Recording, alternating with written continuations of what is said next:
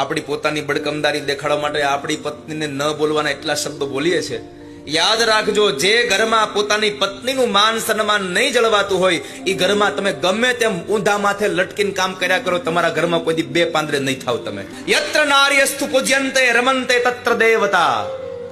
જે ઘરમાં નારીનું સન્માન થાય છે, નારીની પૂજા થાય છે, પૂજાનો અર્થ એવો ન સમજતા કે સવાર સાંજ આરતી ઉતારવાની છે, પણ એનું માન સન્માન જ્યાં જળવાય છે ત્યાં ભગવાન નારાયણ રાજી થાય છે. અને જે ઘરમાં ભગવાન નારાયણ રાજી છે એ ઘરમાં લક્ષ્મીજી અવિરત રાજી રહેતા હોય છે.